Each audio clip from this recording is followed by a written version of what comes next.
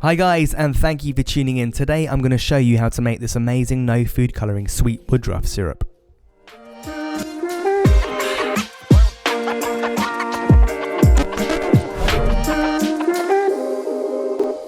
Sweet Woodruff, originally grown as an air freshener and for medicinal uses, but its taste is amazing. It's a cross between vanilla and tonka bean.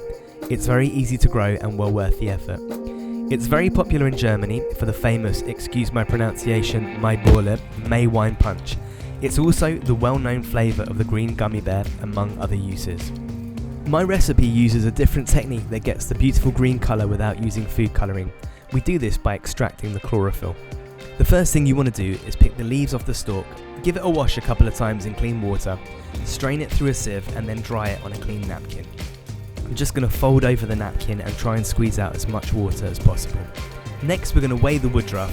For each batch we're going to do 10 grams of woodruff to 300 grams of caster sugar.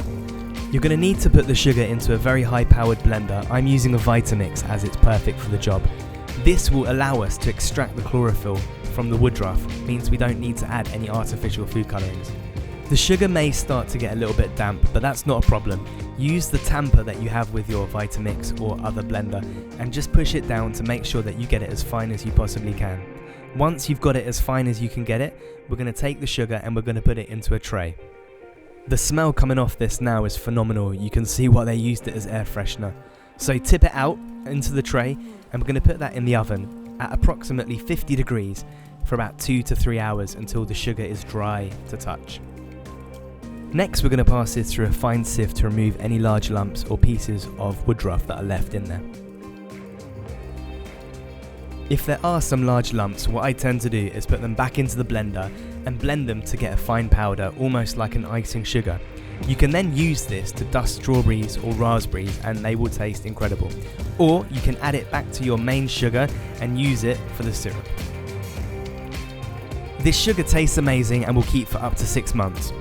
I've got a few recipes coming up using this sugar, so please subscribe so you don't miss out on those. So let's get down to the main event. We're going to make the Woodruff syrup. Take 250 grams of Woodruff sugar and place it in a non-reactive container. We're then going to take 5 grams of citric acid. Pour on top 250 grams of filtered water. Normally when you make a Woodruff syrup you boil it for hours, but because we haven't boiled it we've kept the freshness of the flavour and also preserved the chlorophyll. It looks absolutely incredible. Now there's one more thing we need to do. Give it a really good stir. Because we use the blender, there's going to be fine pieces of woodruff in there, so what we need to do is pass it through a coffee filter just to remove any leaves or any sediment of woodruff that remain. Because we haven't used any artificial colours, it will start to discolour after a couple of days, but keep it in the fridge and even if it changes colour it won't affect the flavour. This syrup can be poured over vanilla ice cream with fresh strawberries or set with gelatin to make the most amazing jelly. You guys are awesome, thank you so much for hanging out here in this community. If you're not subscribed already, I would love you to be part of this community. And as always, the exact measurements and ingredients are in the description below. I've been the London Chef, have a great day and we'll see you next time for more deliciousness.